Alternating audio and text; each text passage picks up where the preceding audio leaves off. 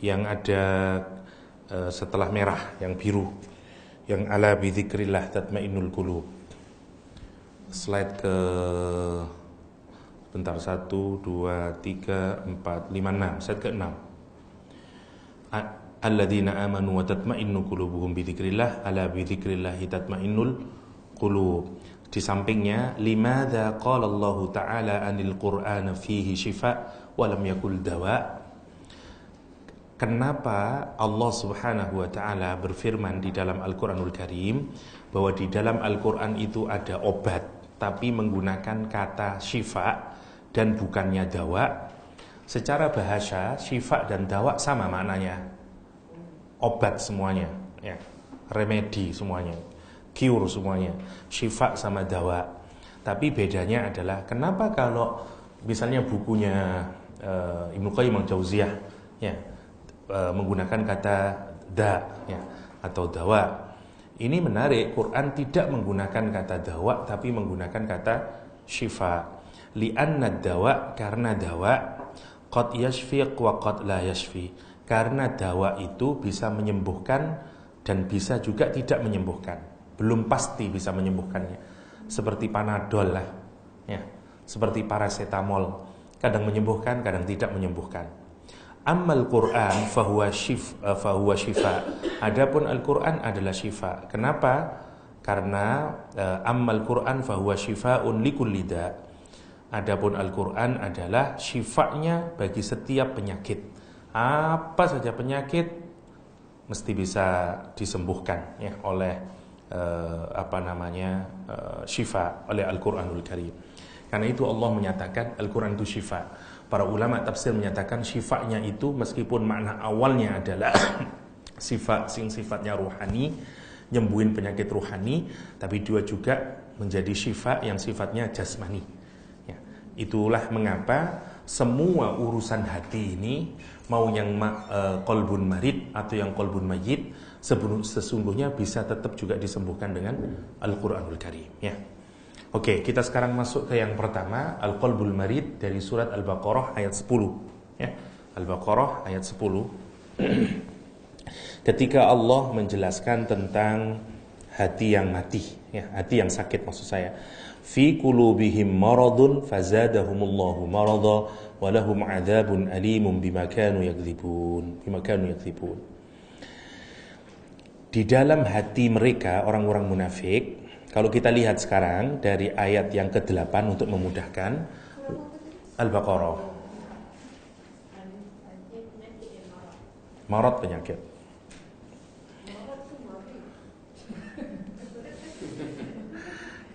Kalau marid jadi kata sifat. Wa minan nasi may yaqulu amanna billah. Asal jangan seronok aja, ya. Seronok jelek di Indonesia soalnya. Jadi saya kalau dengar kata seronok itu sex arousing, seronok itu. Jadi kalau ada perempuan pakai begini, orang Indonesia bilang, "Wow, seronok," gitu. Di sini seronok gembira. Enggak nyambung, ya. Iya, ya. Jadi di sini lebih lebar maknanya, kan? Di Indonesia sedikit. Masya Allah, ya. Indahnya bahasa itu, ya. Dan Allah yang menciptakan bahasa itu, menurut Al-Quranul Karim, ya. Kulit kita sama bahasa itu, wa alsinatikum, kata Al-Quranul Karim. Dan lesan kita itu Allah. Maksud salah satu makna lesan adalah bahasa. Bahasa, Allah yang menciptakan bahasa. Wa sawwarakum, Allah yang molding kita. Oke, kita lihat dari ayat ke-8. Wa minan nasi, dan sebagian dari manusia, yakni orang-orang Madinah pada saat itu, man, orang, yaqulu, yang berkata, karena menggunakan fi'il mudhari', dia berkata bukan sekali, berkali-kali dia claiming bahwa dia beriman. Amanna billah wa bil yaumil akhir, dia beriman kepada Allah dan beriman pada hari akhir. Wa ma hum bimu'minin, akan tetapi mereka sebenarnya sama sekali bukan orang yang beriman. Lihat, Al-Quran menggunakan, semuanya digunakan isim ya. Wa ma hum bimu'minin. Seakan-akan Allah mau bilang hatta 1% saja mereka tidak punya iman. Ya, karena menggunakan isim. Wa ma hum bimu'minin. Kenapa? Seakan-akan Allah menunjukkan memang dia ini hanya di mulutnya saja, tidak ada iman dia. Tapi memang berat kalau kita pikirkan. Bayangkan ya, Madinah itu terdiri dari 10 atau 12 suku besar di Madinah. Jadi Aus sama Khazraj itu sebenarnya satu kakek dulunya. Kemudian jadi 2 keluarga besar, satu namanya Khazraj, yang kedua namanya Aus. Dari Aus sama Khazraj pecah-pecah lagi. Jadi kira-kira jadi 10 sampai 12 suku, ya. Setelah perang Bu'ath, mereka perang terus selama 120 tahun. Perang terus. Sampai ketika menjelang tahun ke-10 atau 11 Hijriah, mereka berperang yang paling besar, namanya perang Bu'ath. Di perang Bu'ath, ini generasi tuanya mati semuanya di perang Bu'ath. Sehingga bikin shock kalangan pemuda, baik dari Khazraj maupun dari Aus. Karena kata mereka, ternyata tidak ada gunanya kita perang terus ini selama 120-an tahun ini. Karena yang hasilnya adalah kita semuanya mati, bapak kita mati semuanya. Karena itu kemudian anak-anak muda dari Aus sama Khazraj itu berpikir, cobalah kita ngobrol sama orang yang mengklaim jadi nabi di Madinah. Karena itu mereka datang ke Madinah untuk sekedar mencari, kali-kali saja Muhammad itu layak kita jadikan pemimpin di Madinah. Kenapa mereka mencari pemimpin? Karena mereka sudah kehilangan kepercayaan kepada masing-masing sukunya. Tetapi di Madinah itu ada kelompok orang tua yang masih hidup. Terutama yang paling powerful di kalangan mereka adalah orang yang bernama Abdullah bin Ubay bin Salul. Dan 10-12 suku ini semua sudah sepakat bahwa pemimpin orang Quraisy, pemimpin orang Yathrib, the next presidennya ini adalah Master Abdullah bin Ubay bin Salul. Itu maunya. Dan Abdullah ini ibarat sekarang sudah bersiap-siap mau inauguration day. Ya, dia mau jadi. Nabi Muhammad hijrah. Nabi Muhammad hijrah, hatinya orang-orang Yathrib, Aus sama Khazraj sekarang terpikat kepada Nabi Muhammad SAW. Dan Abdullah bin Ubay bin Salul gagal menjadi the leader of Yathrib. Bayangkan sekarang kalau kita Abdullah bin Ubay bin Salul, tentu saja dia stres. Tentu saja dia kemudian, ini kurang ajar Muhammad ini, kata dia. Mestinya ini jatah saya. Kenapa kemudian dia? Orang asing dia dan segala macamnya. Tapi itu cara Allah Subhanahu wa taala, bagaimana kemudian orang-orang Yathrib itu tertambat hatinya kepada Rasulullah SAW. Nah, karena itu pilihannya yang dipilih oleh Abdullah bin Ubay bin Salul adalah menjadi orang munafik. Pertanyaan saya, kenapa kau tidak jadi orang kafir saja? Karena menjadi kafir tidak menguntungkan. Beda dengan case-nya di Makkah. Di Makkah orang kafir dominan, sehingga orang Muslim minority. Sekarang begitu di Madinah, Muslim dominan, majoritinya orang Muslim, minoritinya justru sekarang non Muslim. Nah, jadi di sana kalau kita lihat komposisi penduduknya sekarang, Aus sama Khazraj yang masuk Islam berarti dia menjadi Muslim, sisanya orang Yahudi, Bani Nadir, Bani Qainuqa, Bani Quraidah. Sehingga cerdasnya Abdullah bin Ubay bin Salul adalah, saya kalau menyatakan diri tidak ikut agamanya Nabi Muhammad, saya tidak dapat apa-apa. Artinya saya makin dimusuhi, saya tidak ada harganya lagi di tribe saya, dan kemungkinan semua political status, economic status, saya tidak dapat semuanya. Karena itu kata dia, lebih baik saya memilih pura-pura menjadi Muslim. Karena dengan maintain menjadi Muslim, saya masih punya, saya masih menjadi influencer di lingkungan saya. Saya masih punya political and economic status. Itulah yang dilakukan oleh Abdullah bin Ubay bin Salul. Ya, dan ini nanti menjalar ke orang-orang yang lain, orang-orang Madinah yang sebenarnya masih belum sungguh-sungguh beriman kepada Allah Subhanahu wa taala. Itu yang dimaksud dengan karena itu kalau kita melihat bahkan di perang-perang awal sebagaimana yang kita jelaskan waktu kita bahas surat Taubat, mereka masih berkeinginan untuk membunuh Nabi Muhammad SAW ketika dalam peperangan, ya. Yang nanti kemudian sampai terjadi masjid Dhiror seperti bahasan kita waktu di surat At-Taubah. Oke. Kata Allah SWT, ada di antara manusia itu yang berkata dia beriman pada Allah SWT dan iman pada akhir, tapi dia tidak beriman. Karena itu sekarang kapan seseorang disebut beriman? Tidak sekedar dia mengucapkan asyhadu an la ilaha illallah, asyhadu anna Muhammad Rasulullah. Karena itu definisi iman itu tidak cukup dengan lisan, tapi dia juga bukan al-qaulu bil lisan, tapi terus wal amalu bil arkan, ya. Amal dengan anggota tubuh, ya. Itu baru nanti orang itu disebut dengan orang yang mukmin. Karena sekali lagi seperti bahasan kita kemarin, mukmin butuh aplikasi. Muslim tidak butuh, karena itu cuma deklarasi. When we declare tidak ada Tuhan, berarti kita sudah Muslim. Tapi untuk menjadi mukmin kita need further step lagi, yaitu amal soleh. Amal soleh. Berarti makanya definisi iman itu al-yaqin, ya, kita meyakini dengan hati, mengucapkan dengan lisan, dan mengamalkan dengan arkan, ya, dengan anggota tubuh. Sama seperti ini, Allah tidak menyebut dia orang beriman. Yukhadi'un Allah, mereka hendak menipu Allah walladzina amanu, dan orang beriman. Wa ma yakhda'una illa anfusahum, dan mereka tidak menipu kecuali diri mereka sendiri, kata Allah SWT. Wa ma yash'urun, sayangnya dia tidak sadar kalau dia menipu diri mereka sendiri, ya. Kenapa mereka bisa demikian? Kata Al-Quran, fi qulubihim maradun, karena di dalam hati mereka ada marad, ada penyakitnya. Fazadahumullahu marada, dan penyakit itu yang menyebabkan Allah nambahi dengan sakit lagi. Walahum adzabun, kenapa sih? Ini kayak efek domino. Kalau kita lihat, apa kesalahannya? Bohong. Kalau kita menarik, ya, kalau kita melihat orang berbohong itu nanti akan mengenerate bohong berikutnya lagi, bohong berikutnya lagi. Itu namanya maradun fazadahumullahu marada. Ya, misalnya, Bang, kok tumben pulang jam 9? Iya, tadi ada rapat. Rapat atau tidak rapat, Bang? Temannya tadi kok pulang jam 5? Iya, saya rapat sendiri kok. Dengan misalnya bohong kedua.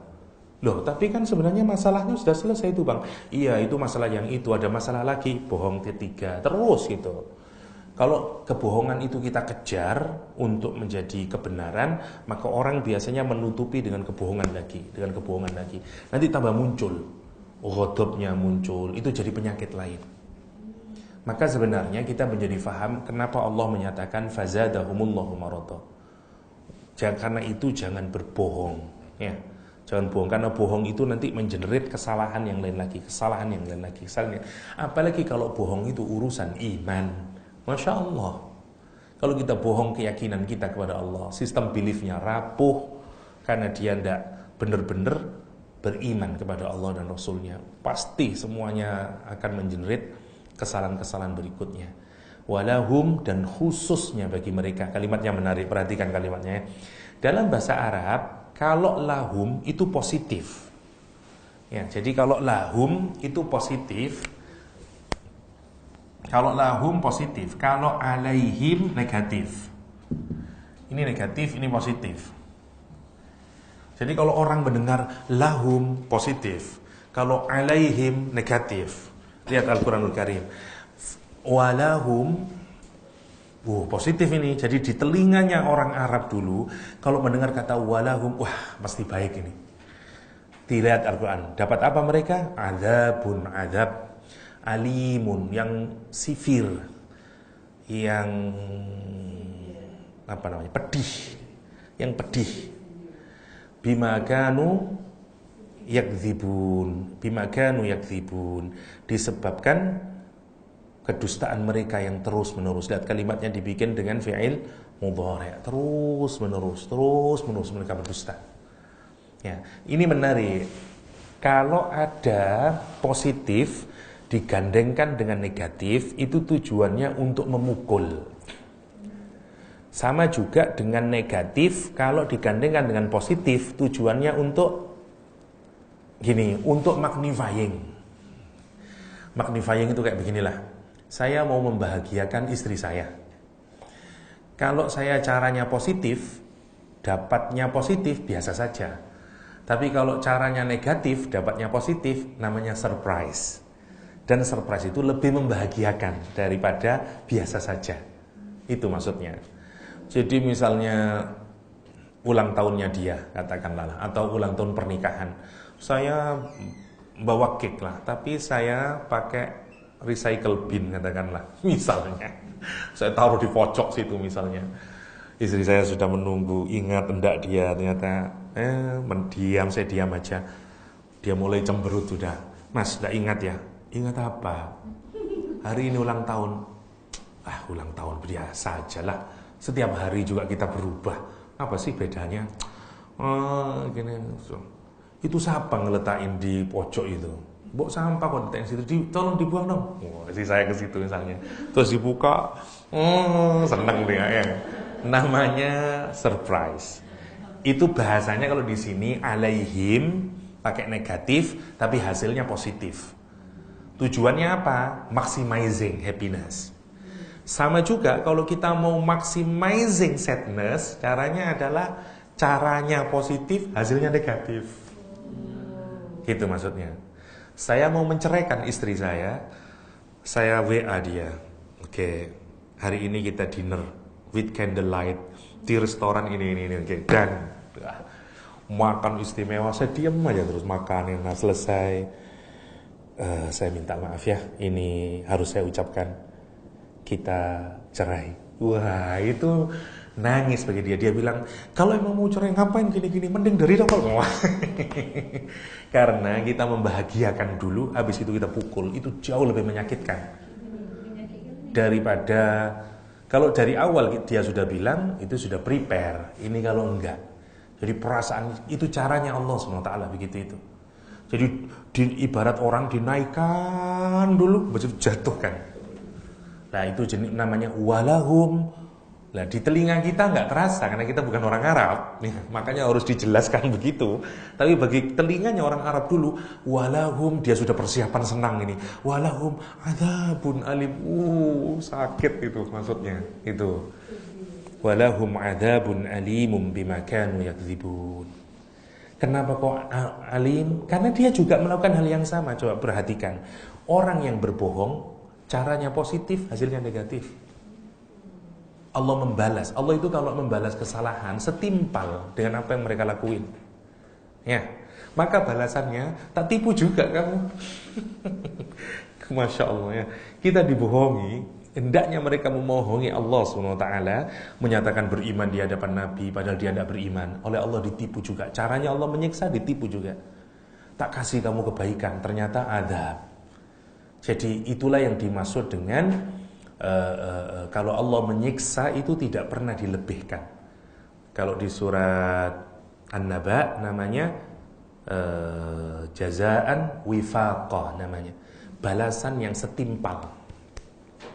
Untuk semua maksiat atau dosa yang kita lakukan, cara Allah ngasih reward atau ngasih punishment itu setimpal dengan kesalahannya. Tapi kalau kebaikan tidak pernah setimpal. Banyak bonusnya. Nah, Quran tidak menyebut dengan jazaan wifaqah, tapi ata'an mir rabbika, jazaan mir rabbika ata'an hisaba. Disebut dengan ata'an hisaba. Itu beda ya. Untuk demikian jazaan wifaqah. Yang sini ata'an hisaba. Oke. Wifaqah. Artinya begini ya. Sama atau begini sama aja. Jazaan wifaqah, balasan yang setimpal. Muwafaqah. Ya, muwafaq itu namanya setimpal. Jaza itu balasan yang memang sesuai. Kalau kita misalnya kita bekerja 24 hours dapatnya sekian ringgit, ya itu namanya jaza. Namanya jaza. Tapi kalau atau itu pemberian. Pemberian itu bukan balasan. Itu misalnya you bekerja 24 jam dapatnya ini, tapi saya kasih segini. Itu namanya atau, bukan jaza gitu. Dan atoknya hisabah. Orang Arab kalau kita kasih makan terus sudah penuh dia, tapi ayo sudah, dia bilang hasbi, enough gitu. Jadi kita ini diberi nanti oleh Allah, kalau orangnya soleh masuk surga diberi terus sampai kita bilang hasbi Allah, cukup ya Allah, sudah. Dia sudah sangat puas. Itu namanya ata'an hisabah. Oke. Itu. Jadi kalau yang pertama kita lihat apa yang kenapa dia hatinya mati, kenapa hatinya sakit, karena dusta. Kalau orang dusta belum mati, kalau mati itu tidak dusta, memang dia akan nyakitin orang. Jadi ciri pertama kalau kita mau ngetes hati kita ini sakit atau enggak, kita senang dusta enggak? Dusta pada orang lain, dusta pada orang tua, puncaknya dusta sama Allah. Katanya mau taubat, kok enggak taubat? Itu clue-nya pertama ya, dusta yang pertama. Oke. Yang kedua sekarang kita lihat surat Al-Maidah ayat 52. Di Al-Maidah ayat 52 Allah menyatakan fataral ladzina fi qulubihim maradun yusari'una fihim yaquluna nakhsha an tusibana dairah fa'asallahu ayyatiya bil fathi aw amrin min indihi fayusbihu ala ma asarru fi anfusihim nadimin. Fataral ladzina fi qulubihim, maka kamu akan melihat orang yang hatinya marad, sakit, yusari'una fihim, sara'a lari dia, running dia, bersegera dia. Kemana? Fihim, bersegera mendekati Yahudi Nasrani. Ini ayat atasnya berkenaan dengan ngambil aliansi. Ya, kalau kita ini ceritanya begini. Ceritanya Mekah itu, Madinah itu seakan-akan memang mau kalau dalam perhitungan rasional kalah nanti ini kalau diserang oleh Mekah, oleh musuhnya. Orang-orang yang hatinya masih tidak sungguh-sungguh beriman pada Allah, dia mikir, kalau nanti Madinah hancur, kita mau kemana? Karena itu dia bikin aliansi terlebih dahulu. Aliansinya ke siapa? Ke yang diperkirakan masih bisa establish, yaitu Yahudi sama Nasrani. Karena di Madinah ada orang-orang Yahudi. Maka dia bikin aliansi dengan orang-orang Yahudi atau orang Nasrani. Dan bersegera dia untuk itu. Yaqulu, dan dia berkata, nakhsha an tusibana dairah, kata dia. Nakhsha, kami ini takut, an tusibana, takut menimpa kepada kami apa yang ditakutkan, dairah, bencana. Ya. Fa'asallahu ayyatiya bil fadhi, fa'asa, maka kata Allah Subhanahu wa taala, mudah-mudahan Allah SWT ayyatiya mendatangkan bil fathi, fathah atau kemenangan kepada Rasulullah SAW tentu saja, au amri min indihi, atau keputusan dari Allah SWT, fayusbihu ala ma asarru fi anfusihim nadimin, agar mereka menyesal terhadap apa yang mereka rahasiakan. Apa cirinya? Kalau kita mudahkan sekarang, keyakinannya kepada Allah lemah sehingga dia melakukan ikatan atau keberpihakan kepada hal-hal yang lain selain Allah Subhanahu wa taala atau selain yang dibenarkan oleh Allah Subhanahu wa taala. Saya kasih contoh praktisnya untuk kehidupan kita. Misalnya, sudahlah, jangan bertahan, jangan menggunakan dana riba lah untuk membesarkan bisnismu. Ya kalau saya tidak pakai dana riba bagaimana? Tidak bisa hidup lah saya ini. Ini dana begini gitu. Jadi orang ini meragukan kalau Allah itu akan membantu kalau kita ini hidup benar-benar mau di jalan Allah Subhanahu wa taala. Artis katakanlah, awalnya dia tidak berjilbab, terus dia hijrah berjilbab, dia bingung, nanti kalau saya berjilbab laku enggak saya ya? Masih dapat proyek enggak ya? Nanti ada iklan enggak yang datangin saya ya? Advertisement mau enggak ya? Dan segala macamnya itu. Dan mereka kemudian terpaksa tidak membuka, tidak menutup aurat dengan alasan begitu. Itu contoh konkretnya dalam kehidupan. Kalau konteks sekarang ya itulah, kita lebih mendahulukan. Kalau zaman Nabi Muhammad SAW, orang melakukan aliansi. Jadi namanya mualah, dari kata wali, namanya mualah ya. Mualah atau mualah. Dari kata sini muncul kata wali. Ya. Orang yang dijadikan wali itu dari kata ini muncul maula. Nah, cirinya wali itu adalah satu, dia menjadi siap untuk menolong, ya, siap untuk melindungi kita, ya, memprotek, menolong kita. Dan juga maknanya yang lain adalah menjadi leader kita, namanya wali. Misalnya kita lihat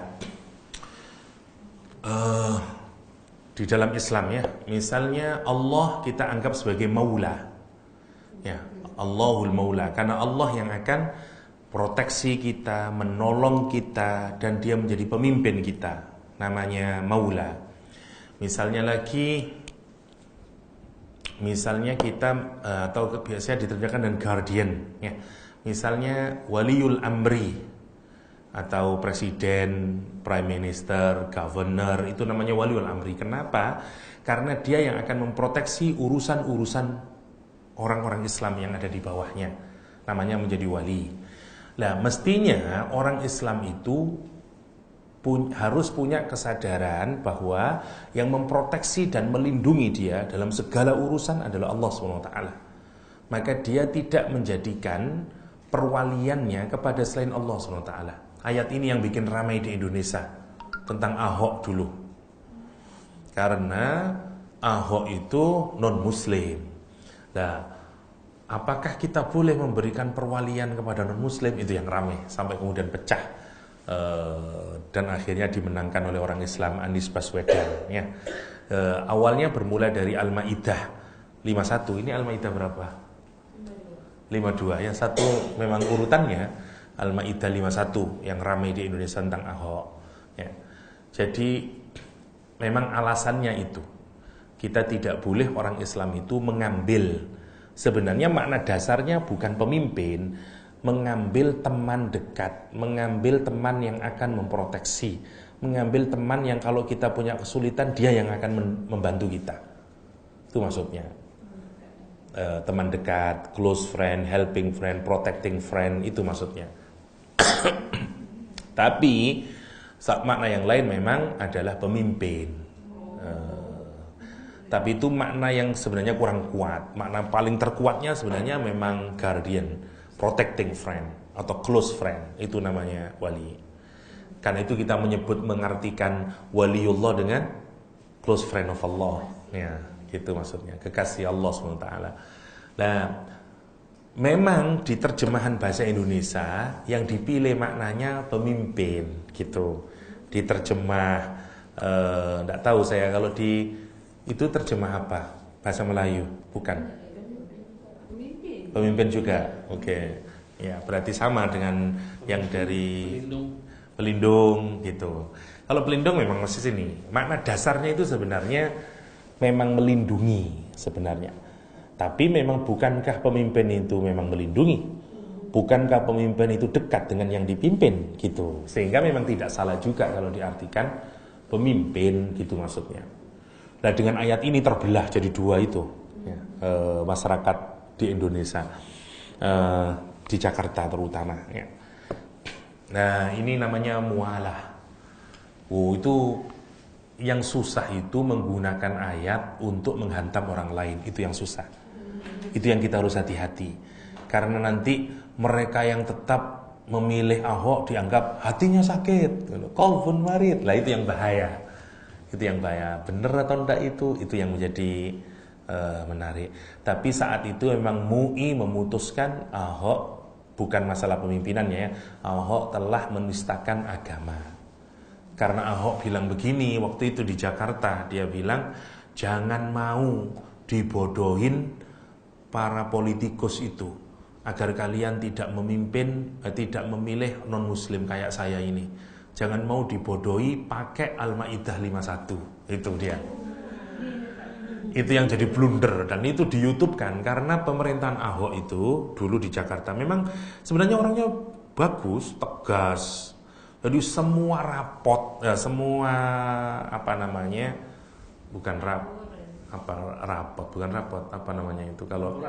laporan setiap hari itu di YouTube kan sama dia, sehingga semua rakyat tahu apa yang dibincangkan, uang berapa, semua tahu, di YouTube kan sama dia. Memang banyak yang takut di Indonesia, di Jakarta, yang korap-korap takut sama dia. Ya.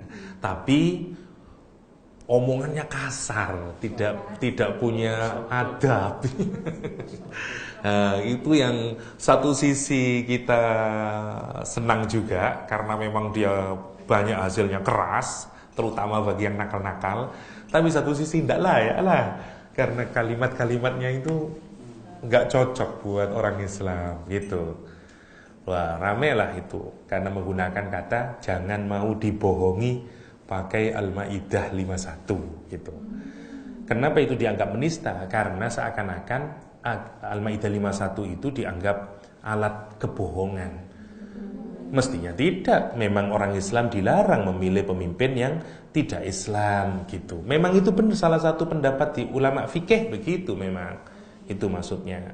Meskipun ada pendapat yang lain menyatakan itu dalam konteks perang gitu.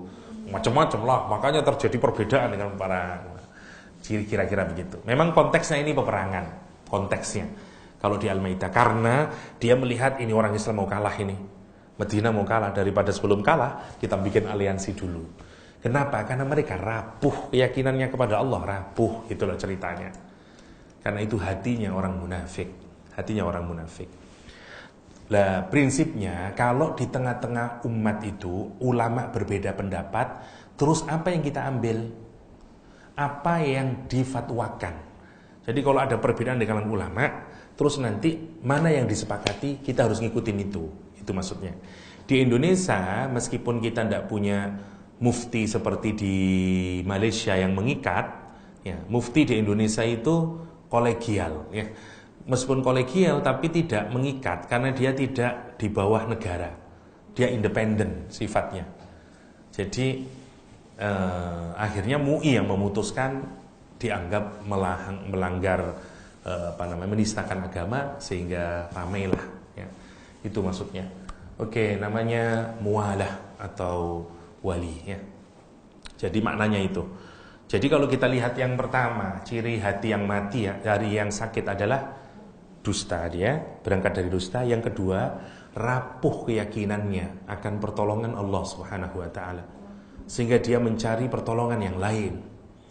Entah dari non-muslim, dari sumber-sumber yang tidak halal, atau dari hal-hal yang tidak dibolehkan oleh syariah. Itu yang berat memang, itu yang berat. Terutama untuk zaman sekarang, banyak orang mencari alasan.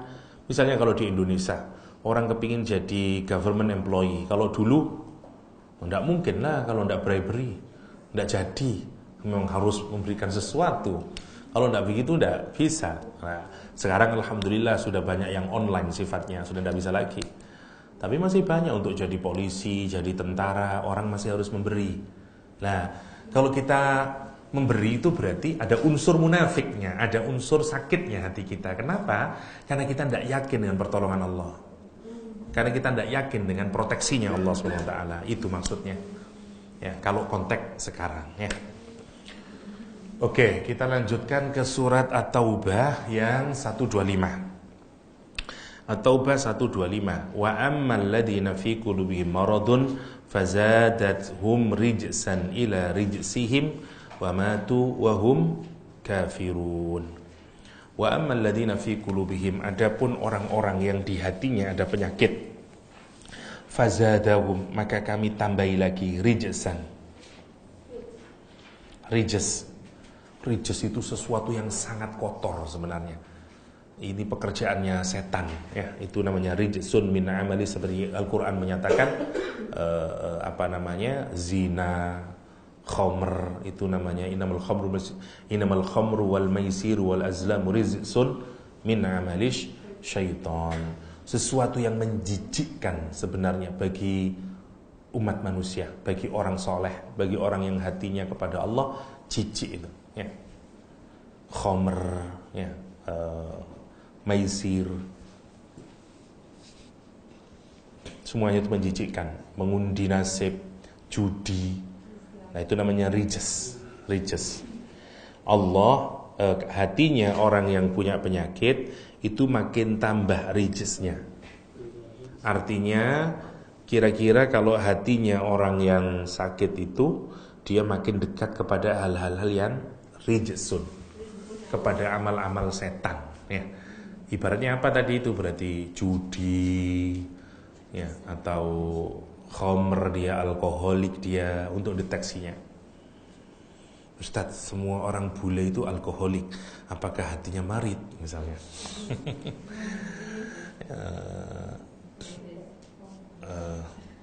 Ya tetap itu rijsun min amalish syaitan. Itu ciri berikutnya dari qalbun marid. Jadi di marid, kalau mau kita simpulkan untuk pengingat, jadi sini ada dusta, ya. Satu, dusta. Yang kedua apa tadi? Yang Maidah 52, rapuh dia dalam hal mualah, ya. Yang ketiga dia rijs, oke.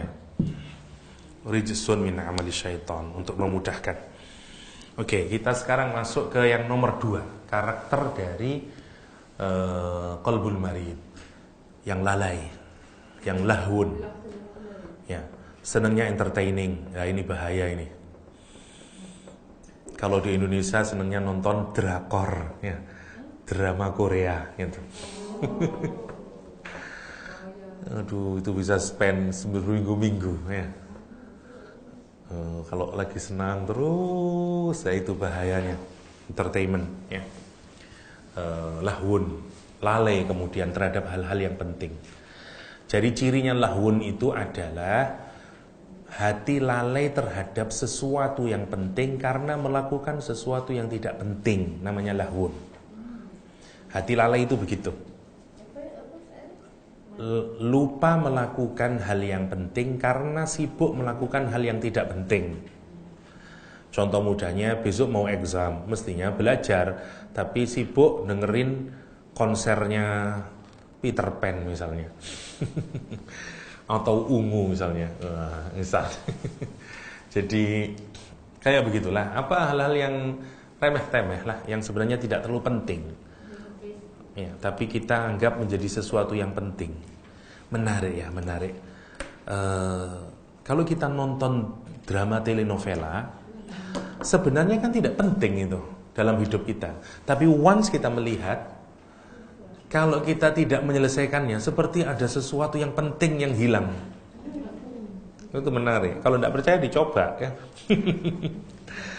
Saya dulu pernah nonton, saya jujur aja lah, saya dulu pernah nonton zaman S2 mungkin, ya, atau apalah, Full House, ya. Nah, once kita nonton itu, kalau tidak nonton lanjutannya, kayak apa ya? Kayak ada sesuatu yang hilang, harus nonton berikutnya. Masya Allah, bisa kayak begitu, addicted kita akhirnya. Nah, akhirnya mengalahkan sesuatu yang penting. Misalnya ini ada program tadabbur, saya mestinya nanti aja lah, dan seterusnya dan seterusnya. Nah, itu bahaya. Itu kalau hati kita mulai menyenangi, tidak hanya kayak begitu, ya, apa saja nanti namanya qalbun lahin. Bukan lain, ya, lahin, ya. Bukanlah. Lahin, ya. Qalbun, hati yang lalai, hati yang lalai. Kata Allah Subhanahu wa ta'ala, lahiyatan qulubuhum wa asarrun najwa alladhina zalamu hal hadha illa basyarum mithlukum afatatuna as-sihra wa antum tubsirun. Masya Allah ya. Lahiyatan qulubuhum. Lahiyah dari kata lahwun. Lahwun. Kayak alhaakum at-takatsur ya. Hatta zurtumul maqabir, itu juga sama sebenarnya, lahwun itu ya. Lahiyatan qulubuhum ya. Hati mereka dalam keadaan lalai ya. Wa asarrun najwa, dan mereka merahasiakan an-najwa. Najwa itu perbincangan setelah ada keputusan, namanya najwa. Misalnya rapat ini segini ini, rapat. Terus diputuskan KH, besok kita akan pergi ke Malang selama 7 hari. Gini. Oke, dan saya.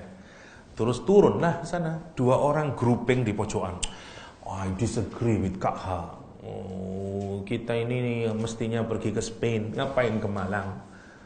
Gini. Wah, padahal tadi sudah diputuskan, tapi kita bikin perbincangan lain.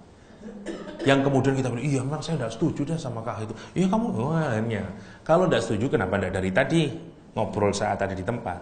Yang kayak begitu itu setan, menurut Al-Quran, bisikin. Namanya najwa. Ya. Najwa itu ada 2 maknanya. Satu, najwa yang satu maknanya begitu. Ya. Najwa yang kedua kayak cinta yang tersembunyi. Ya, itu yang kedua. Kayak secret love, karena dia menjadi kayak begitu itu, karena kita menjadi pujaan hati kita biasanya, kayak begitulah najwa. Kayak putrinya Pak Guru Shihab namanya Najwa Shihab ya. Kembali lagi, ini najwa. Wa asarrun najwa alladzina zalamu, orang-orang yang zalim merahasiakan omongan mereka. Ini sehabis misalnya Rasul memutuskan atau dan segala macamnya. Sebentar, kok ada yang penting ini. Assalamualaikum Pak Yahya.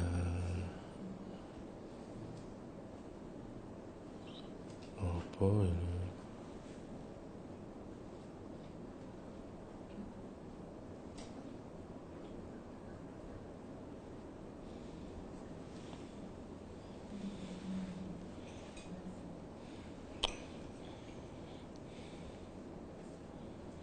Oke. Lahiyatan qulubuhum wa asarun najwa alladhina zalamu hal hadha illa basharun mislukum. Kata dia setelah melihat Nabi Muhammad SAW, orang-orang yang hatinya punya penyakit ini, dia bilang, lihat itu Nabi Muhammad, dia itu sama saja dengan kita. Dia itu ngeklaim jadi Nabi, dia itu cuman bashar. Lihat yang dipakai kalimatnya, bashar itu dari kata bishar, artinya kulit ya, artinya kulit. Jadi dia melihat Muhammad sama lah dengan kita, human being, flesh, sama dengan kita. Kata dia, an hadza illa basmusuk afatatuna sihra wa antum tubsirun. Apakah kamu mau menerima sihir Muhammad itu? Maksudnya dakwahnya Rasul, Al-Qur'anul Karim ya. Wa antum tubsirun, padahal kamu menyaksikannya, melihat sendiri wong dia sama-sama manusia. Kenapa kamu unggulkan dia menjadi Nabi yang kata-katanya tidak ada yang salah dan segala macam.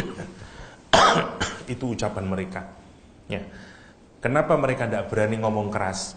Karena mereka small group within the dominant group, majority group, yaitu orang Islam. Tapi waktu dia sendiri-sendiri, dia bikin najwa. Ya Muhammad kayaknya dia gitu. Nah itu ciri hati yang sakit. Ciri yang hati yang sakit ya. Yaitu hati yang lahwun, kata Al-Quranul Karim. Dia lengah hatinya, tidak melakukan hal yang penting karena sibuk dengan hal yang tidak penting. Apa yang tidak penting itu? Najwa tadi itu, ngobrol satu sama lain yang akhirnya mengeruhkan. Padahal yang penting apa mestinya? Taati Rasulullah SAW. Ya, tapi kemalasan dia akhirnya membuat dia lahwun. Kita ini kalau malas ngajak teman-teman ya, misalnya ngaji, terus Pertama sudah bilang akan hadir. Terus kita males, terus kita bikin najwa lah. Sebenarnya sih saya ini bukan tidak mau datang, cuman kalau kita pikir-pikir itu, wah sadarlah. Terus bikin najwa lah, terus kayak begitu. Itu namanya kita melakukan hal yang tidak penting sehingga kita melupakan hal yang penting. Itu namanya hati yang sakit. Hati-hati kalau kayak gitu itu. Hati yang tidak menerima keputusan, seningnya bikin mufarokoh, bikin perbedaan dan segala macam, itu ciri hati yang sakit. Ciri hati yang sakit. Karena susah orang itu bisa menerima kesepakatan, itu susah. Kecuali orang yang hatinya mulai lembut. Orang yang enggak, dia selalu mencari celah untuk berbeda terus dan segala macamnya. Itu bahaya kayak begitu itu. Ya. Itu lahiyatan qulubuhum. Sekarang zaighun, ya, zaighun. Yang ketiga cirinya zaigh. Ya. Zaighun seperti di surat Ali Imran ayat ke-7, ya. Zaighun. Huwallazi anzala 'alaikal kitaba minhu ayatun muhkamat hunna umul kitab wa ukhra mutasyabihat fa ammal ladzina fi qulubihim zayghun fayattabi'una ma tashabaha ibtigha'a al-fitnati wa ibtigha'a ta'wilihi wa ma ta'wilahu wa ma ya'lamu ta'wilahu illa Allah war-rasikhuna fil ilmi yaquluna amanna bihi kullun min 'indi rabbina wa ma yadhakkaru illa ulul albab. Kata zayghun ketersesasan. Zayghun sesat. Kita lihat makna yang lain dari kata zayghun sebentar ya.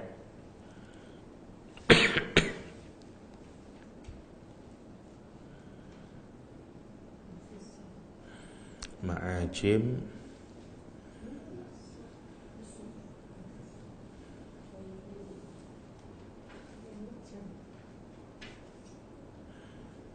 mala wa amala, melenceng. Zayghun itu mala gini, doyong, mendoyong apa ya? Tahu mendoyong? Tidak tegak begini, tapi ingin miring. Ya, tahu condong, ya, condong. Atau yang lain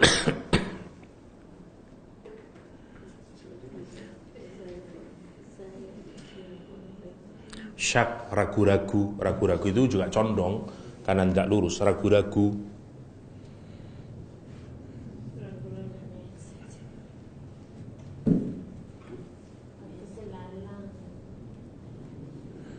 Mananya itu aja kalau di Qabus Al-Muhit.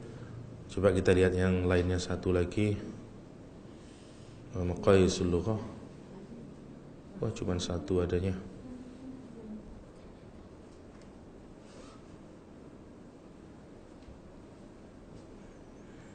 Al-mail anil istiqamah kalau di sini. Jadi berpaling atau ya bukan condong kepada istiqamah. Maksudnya ini kalau ke ini istiqamah, ini berpaling dari istiqamah. Ya wajahnya. Kalau berpaling kejauhan, ini tidak sampai ke sana tapi segini. Apa namanya, susah terjemahkannya ya. Al-mail anil istiqamah. Jadi dia incline tapi tidak against istiqamah. Ya apa namanya itu? Ya begitulah. Kejauhan kalau kesasar. Jadi misalnya ini istiqomah itu begini. Lah orang ini kesini. Tapi nggak sampai ke sana. Dia cuman berpaling, tapi tidak jauh berpalingnya. Namanya al-mail. Al-mail. Dari kata mail itu muncul kata millah. Millatu Ibrahim wa Musa namanya. Ya, millah itu gini, kalau millah itu agama itu seperangkat aturan di dalamnya. Agama itu kan kalau disederhanakan dalam bahasa kita adalah belief system sama ritual, ya. Kalau mau disederhanakan, isinya agama itu apa? Ritual and system of belief. Tuh, dua-duanya. Tapi kalau sistem of belief sama ritual itu sudah masuk ke dalam hati, sehingga kalau orang mengusik kita jadi marah, namanya millah. Itu namanya. Misalnya Nabi Muhammad dijelek-jelekin, oh marah saya. Itu berarti agama sudah jadi millah. Karena hati kita sudah incline, gitu maksudnya. Karena hati kita jadi condong sudah. Itu namanya millah. Nabi Ibrahim kayak begitu, wattabi millata Ibrahim hanifa. Ikutilah millahnya Nabi Ibrahim, ya, yang hanif itu. Ya, hanif juga condong kepada kebenaran. Millah condong bisa kemana-mana. Mail, apalagi ya al-mail. Jadi mailun anil istiqamah atau at-tamayul. At-tamayul maksudnya juga kecondongan. Wa rajulun za'i' wa qaumun zaghah wa za'i'una wa zaghatis syams wa zaghal basar. Matahari condong misalnya habis jam 12 malam, itu namanya mail. Ya. Mail. Oke.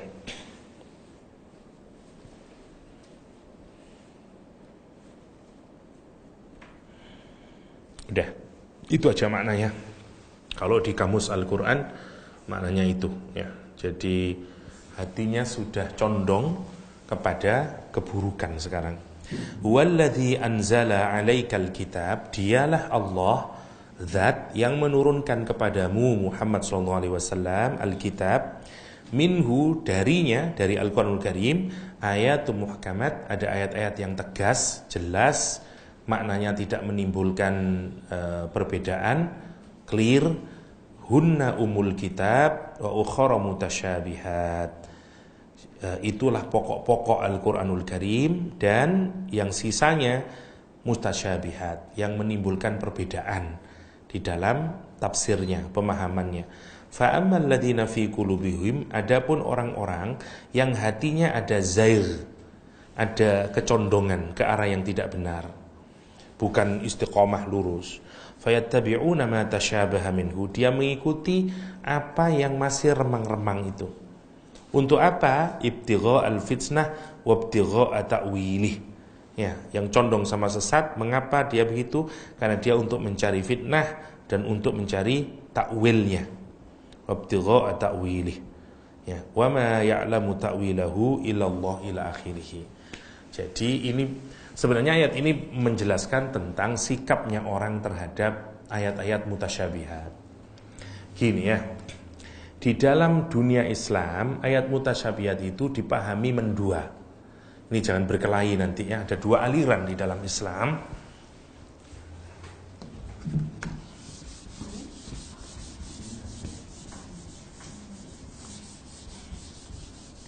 Misalnya kalimat yang umum, misalnya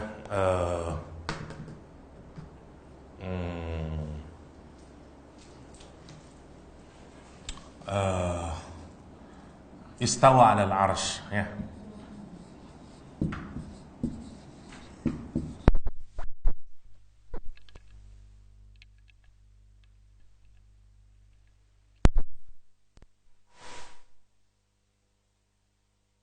Saya kasih satu aja lah.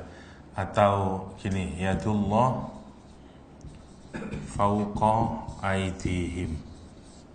Atau yang paling mudah adalah alif lam mim. Oke. Ayat mutasyabihat adalah ayat-ayat yang masih remang-remang, artinya belum clear benar, samar. Lah, orang yang hatinya punya kesesatan, kata Allah SWT, dia cenderung berusaha untuk menafsirkannya sesuai dengan kecenderungan pribadinya, bukan untuk mencari kebenarannya atau approaching the truth. Bukan itu tujuannya. Tujuannya memang dia mau menggunakan ayat itu untuk menyesatkan, gitu, untuk mencari fitnah, dan dicari-cari takwilnya, kemudian dicari-cari interpretasinya. Nah, itu yang disebut, yang dilarang oleh Al-Qur'anul Karim. Adapun apa yang dilakukan oleh ulama yang melakukan takwil itu masih diperkenankan, sehingga timbul dua aliran. Satu, aliran yang pertama, untuk ayat yang mutasyabihat tidak sama sekali ditakwil dan diserahkan maknanya kepada Allah. Dia menerima secara letterlek, Bunyinya apa? Maknanya itu. Contoh, alif lam mim artinya apa? Alif lam mim. Sudah, tidak usah dibahas lagi. Ayat kedua, istawa 'alal arsy. Allah bertempat di arsy. Ya sudah. Memang bertempat di arsy. Kayak apa ya bertempatnya? Tidak usah ditanyain. Bagaimana ya bertempatnya? Tidak usah ditanyain. Dah. Yang ketiga misalnya, yadullah fawqa aydihim. Tangan Allah di atas tangan-tangan mereka. Ya udah, diterima aja. Tidak boleh bertanya kenapa, bagaimana, apa. Itu kelompok pertama. Ini kelompoknya Imam Malik. Kalau sekarang kelompoknya teman-teman Salafi. Ya, teman-teman dari Jami'ah Madinah rata-rata begitu cara memahaminya. Oke. Yang kedua, ini kelompok Asy'ariyah. Teman-teman alumni Azhar, alumni Syria, Jordan, masih banyak. Jordan lihat dulu dari mana, nanti berbeda cara memahaminya. Kata dia, takwil masih diperbolehkan. Tetapi bukan takwil seperti orang yang punya zaighun itu. Takwilnya dimaksudkan untuk memproteksi agar jangan sampai orang punya pemahaman yang keliru. Ada cara-caranya tentu saja. Dan sekian banyak hal yang menunjukkan memang kadang-kadang kita ini butuh melakukan takwil gitu. Contoh misalnya, yadullah fawqa aydihim, tangan Allah berada di atas tangan mereka. Berarti Allah punya tangan dong. Misalnya, mungkin bagi orang yang sudah bagus, dia tidak akan bertanya begitu. Tapi bagaimana dengan anak-anak? Bagaimana dengan anak-anak muda yang bertanya, berarti Allah punya tangan. Nah, kalau teman Salafi nyatakan, iya punya tangan, tapi tangannya Allah tidak sama dengan tangan kamu. Tapi itu bagi orang yang pasti terus berpikir, berarti agak sama ya dengan makhluk ya, gini maksudnya. Nah, teman-teman yang menakwili tidak begitu maknanya. Yad itu ditakwili dengan kekuasaan.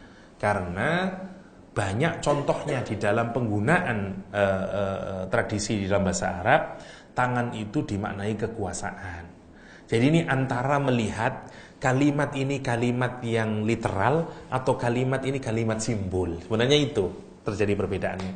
Maka bagi yang kedua, terjemahkannya kekuasaan Allah berada di atas kekuasaan mereka. Itu maksudnya. Atau ridho Allah berada di atas keridhoan mereka. Misalnya saat mereka ini memberikan tangan yang ke Rasulullah begini. Karena mereka bersepakat untuk siap membela Nabi di dalam Bai'atur Ridwan. Karena Utsman tidak pulang-pulang. Itu maksudnya. Nah, kalau untuk yang kayak gini, di dunia Islam ada dua aliran itu. Dan saran saya jangan berkelahi masalah itu, karena memang masing-masing memiliki pijakan dalilnya sendiri-sendiri. Sampai yaumul qiyamah juga akan begitu.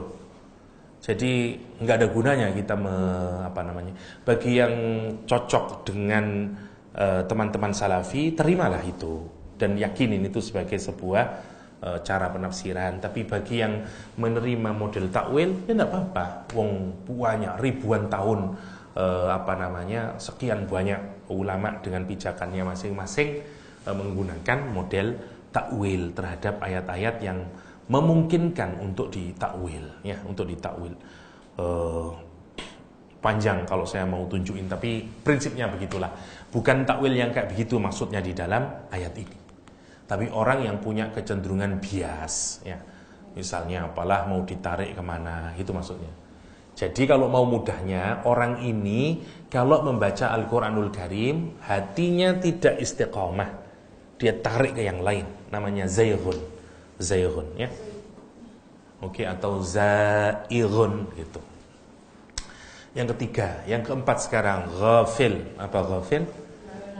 Ghaflah, ya, lalai, unaware, ghaflah itu, heedless, ya, heedlessness. Nah.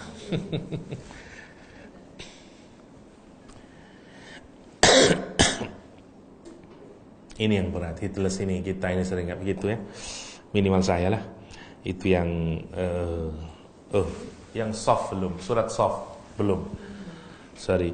Wa idh qala Musa liqaumihi ya qaumi lima tu'dzunani wa qad ta'lamuna anni rasulullah ilaikum falamma zaghu azaghallahu qulubahum Allah la yahdil qaumal fasiqin. Surat Shaf 61 ayat 5. 61 ayat ke-5. Wa idh qala, dan ingatlah ketika Musa liqaumihi, kepada kaumnya berkata, ya qaumi, wahai kaumku, lima tu'dzunani, kenapa engkau menyakitiku? Wa qad ta'lamuna, padahal kamu sungguh mengetahui. Ya, kamu sungguh mengetahui anni rasulullah ilaikum, sesungguhnya aku adalah rasul Allah untuk kalian. Falamma zaghu azaghallahu qulubahum, ketika mereka berpaling dari kebenaran, Allah memalingkan hati mereka. Ternyata maknanya kalau dalam sini berpaling sama ya, mail tadi diartikan berpaling. Ketika mereka condong kepada atau kepada kesesatan, dia berpaling dari kebenaran, ya, Allah kemudian memalingkan hati mereka dari kebenaran. Wallahu la yahdil qaumal fasiqin. Ya, fasiqin itu zaighun. Oke, sekarang yang ayat Ghafil. Surat Al-Kahfi 18 ayat 28. Tinggal dikit lagi.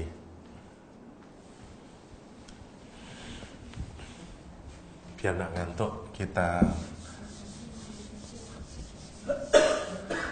Jadi yang kedua cirinya dia apa ini? Lahwun ya. Salah dalam prioritas. Ya lalai. Ya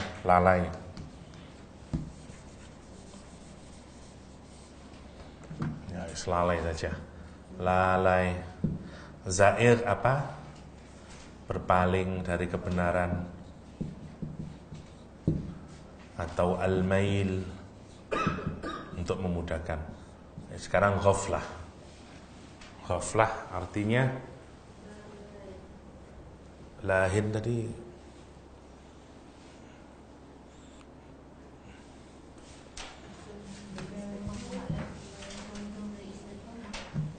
Ini yang lalai. Lahwun la'ibun wa lahwun. Entertaining, lahwun itu. Apa ya ngartikannya? Ya center. Entertainment is.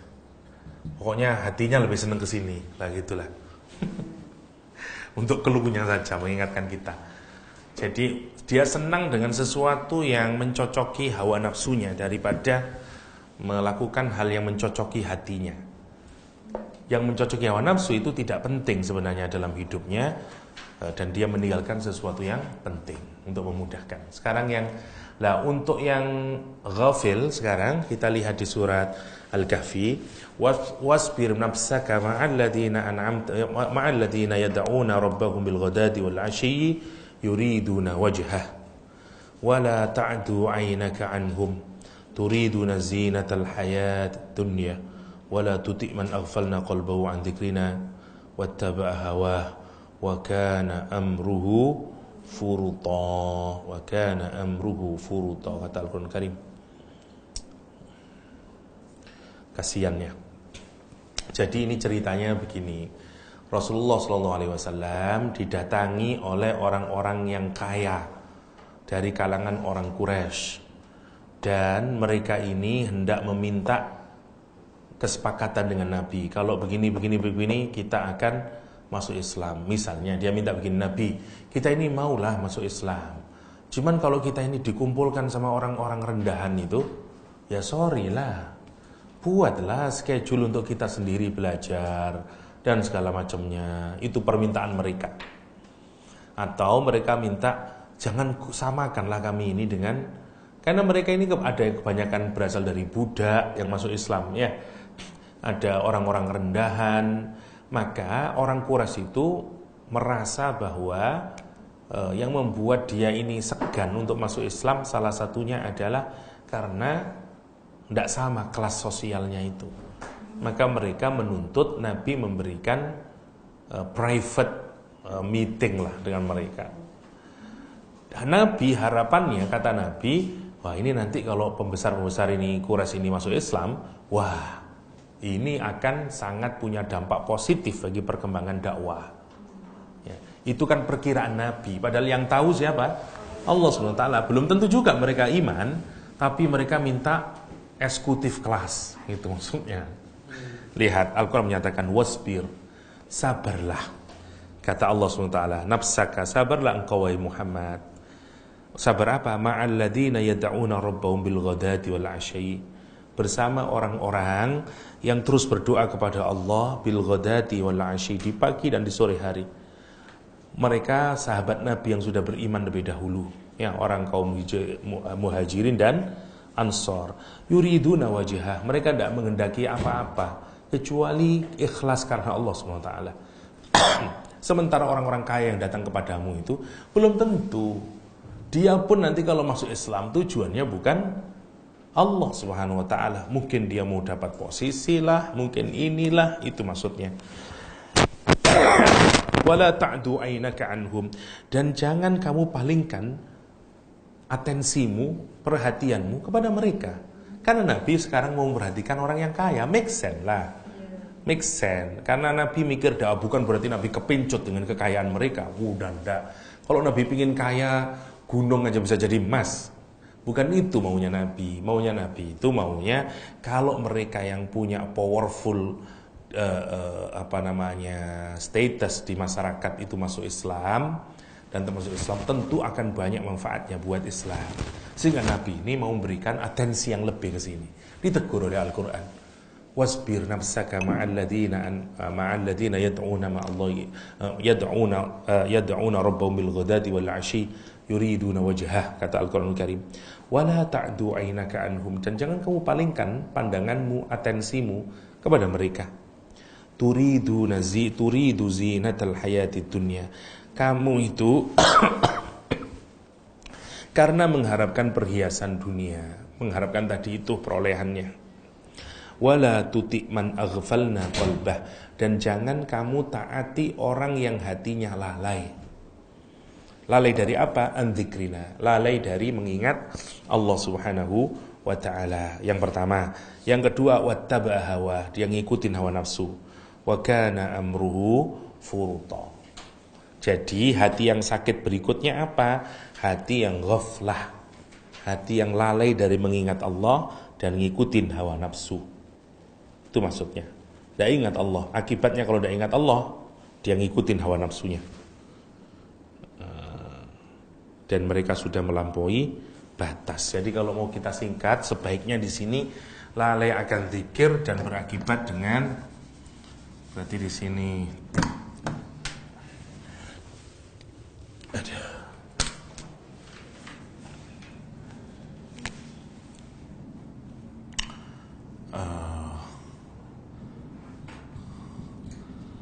lalai bizikrillah sama ikuti hawa nafsu. Oke.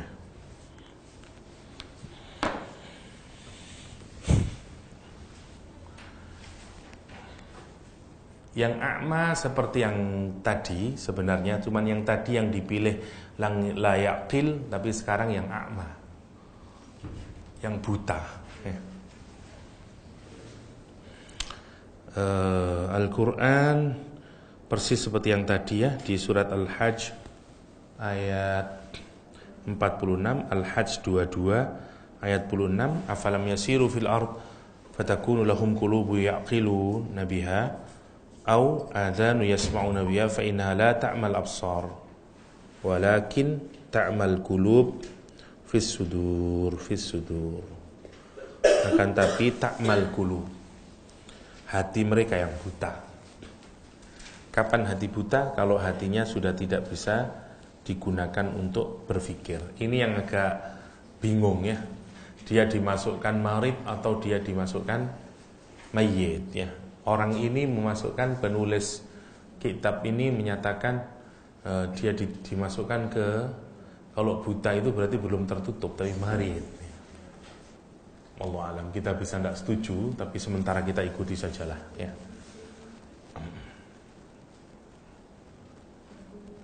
Buta mata hati. Jadi kalau di sini buta mata hati.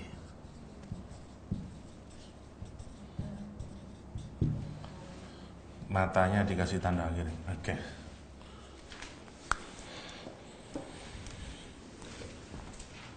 Oke, sekarang ghalidh. Ghalidh keras. Mufarraq atau mufarrik terbelah, terpencar, hatinya tidak bisa bersatu. Hatinya selalu bercerai-berai. Namanya mufarrik. Alaihi hasrah. Dia banyak penyesalannya. Ya, mukhalif lil qaul, selalu menyelisihi ucapan. Murtab, ragu-ragu. Fihi nifaq, ada nifaknya. Masruf anil haq, berpaling dari kebenaran. Baru selesai. Aduh, capek kalau ngurut satu-satu gini, kurang tertarik saya. Mending konsep itu enak, kalau gini nih capek. Tapi yang terpaksa karena diminta KH begini ya, kita selesaiin aja lah. Oke, Ali Imran ayat 159. Tapi penting sebenarnya kalau kita ingin melakukan pemetaan, ya. Mungkin ini kalau nanti, ini sebenarnya kalau di jurusan Islamic Studies bisa jadi tesis ini. Iya, kalau kita mengkaji misalnya hati dalam perspektif Al-Quran, itu tesis itu sudah. Tinggal kemudian kita petakan apa di klaster karakternya apa sampai apa, ketemu nanti. Itu sudah satu tesis sebenarnya, ya. Nah, tinggal didalemin saja, ditulis dengan ampi, di-compare dengan current psychological theories. Wah, udah mantap itu. Udah jadi tesis itu udah.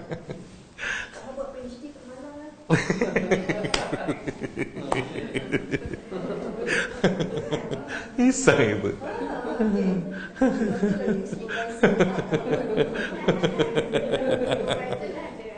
Ada.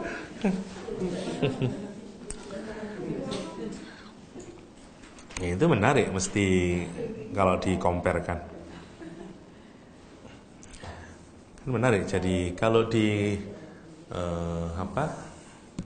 antar bangsa itu mungkin tertarik judul-judul begitu yang compare dengan psikologi Barat sama psikologi Islam, mesti menarik itu. Tinggal kajiannya di dalam, dilihat tafsirnya, dikayakan, wow, udah keren itu kan. Masalah kita lihat ini, yang ada di pasaran itu adalah conventional punya research. Iya. Sedangkan Quran ini dah komplit dah, tapi Belum aplikatif. Karena aplikatif sebenarnya, kitanya yang tidak mau melakukan serius, ya kan? Sebenarnya. Kalau yang kajian-kajian, Saya kalau tidak diminta KH juga tidak mikir sampai segininya. Ya biasa aja, tidak mungkin saya akan nyari Calvin Marit sekian banyak juga enggak. Ini karena KH aja saya mencari. Dulu juga saya tidak kepikir kalau ternyata banyak ternyata ya. Tadi ya alhamdulillah. Ternyata sesuatu itu kalau didalamin banyak ternyata. Menarik sebenarnya gitu. Jadi sebenarnya ini nanti bisa saya jadi tulisan ya. Ya. Tapi tentu ini sebenarnya masih butuh pendalaman lebih jauh ya. Ya, misalnya kita pakai beberapa tafsir untuk mengayakan apa maknanya, lihat konteksnya, mesti akan jauh lebih baik. Dan apalagi kalau digandeng sama psikologi, saya yakin pasti menarik itu. Apalagi kalau bisa aplikatif ke depannya, bagus itu. Bagus. Karena itu sebenarnya tujuannya. Kalau berhenti di pengetahuan, untuk apa sebenarnya? Ya tetap penting sih untuk mengukur kita, tapi maksudnya kalau sampai bisa diturunkan dan bagaimana cure-nya, wah itu top. Top.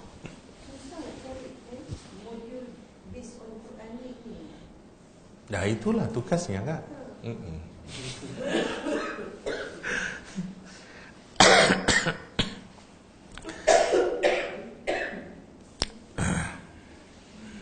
Saya nulis tiap bulan 2 majalah aja, 2 lembar sudah kewalahan ya, banyak sekali rasanya. Belum ngaji sana masih nulis lagi, aduh. Saya setiap bulan nulis 2 artikel pendek untuk 2 majalah. Itu pun aduh ya capek nulis. Ada, insya Allah mau saya terbitkan satu, karena kalau dihitung-hitung sudah mungkin ada, enggak tahu, mungkin sudah ada, kalau 100 sudah ada mungkin, ya dia mungkin sudah bisa jadi satu buku lah, yang satu ya. Tapi ya enggak tahu, kita lihat dulu lah. Oke. Saya sebenarnya sama anak-anak mahasiswa sekarang lagi bikin channel YouTube. Niatannya sih memang kepingin dari situ mengenerate income, tapi bukan untuk saya, tapi untuk anak-anak mahasiswa.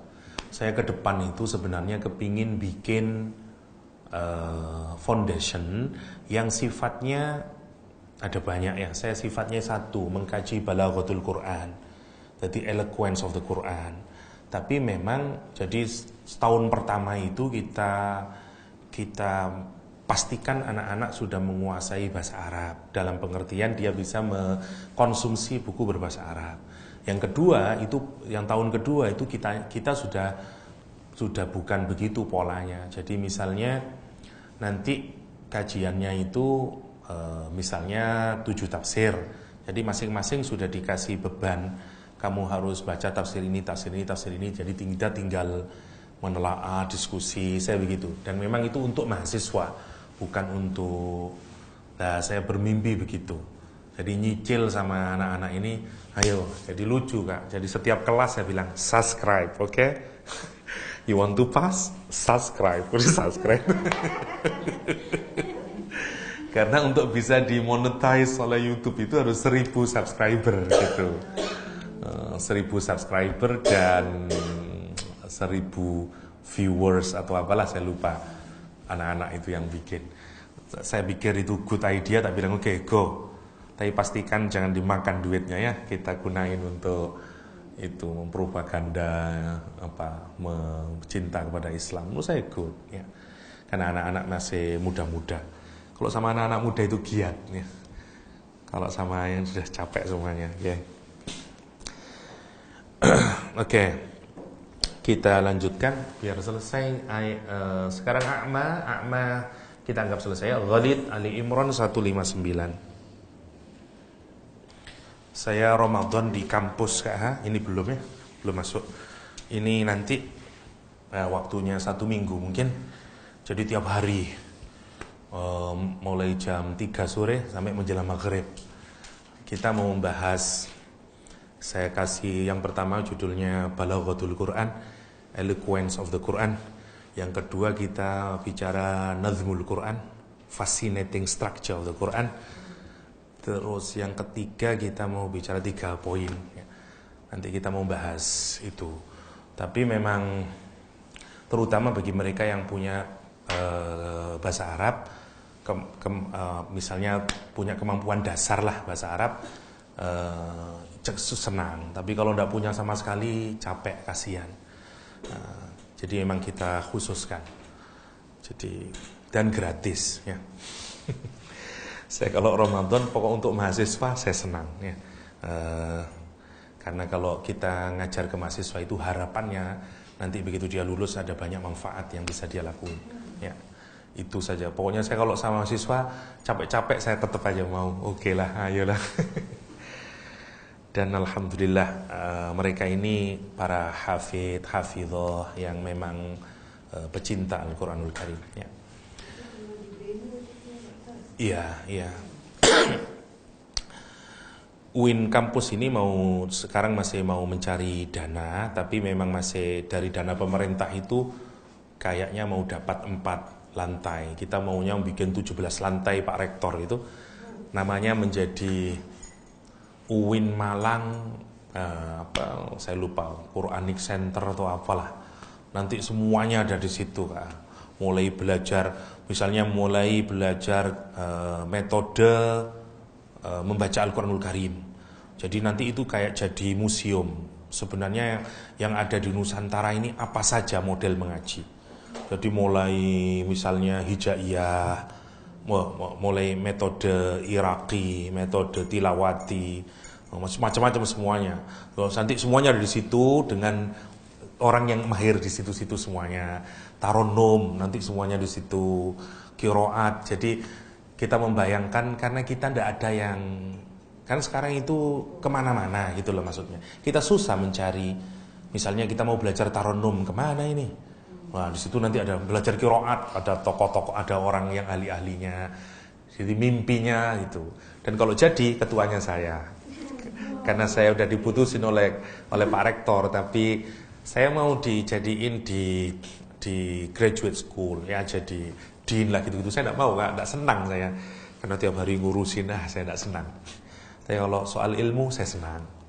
Lah ketika dimantau, oke, kalau kamu nolak jadi dean, kata dia, saya kasih proyek ini, yes, oke, saya mau. Tapi kapan itu terwujud, wallahu a'lam. Tapi mimpinya saya senang. Karena nanti semuanya ada, sampai yang di lantai atas nanti khusus untuk tafsir.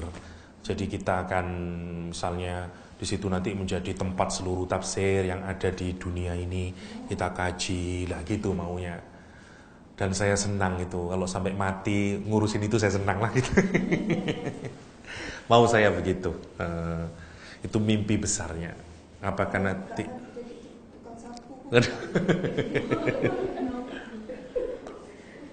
nanti KH, kalau ini sudah ditulis oleh KH, saya undang, tinggal mengisi lah heart therapy gitu, Quranic and psychological approach lah.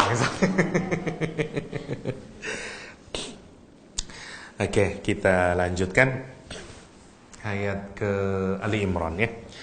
Ayat ini berkenaan dengan pasca perang apa? Ada yang ingat? Ada banyak sahabat Nabi yang tidak ikut perang karena berbagai alasan itu. Perang Al-Ahzab, perang Tabuk ya. Perang Tabuk ini. Perang Tabuk, perang Uhud ya.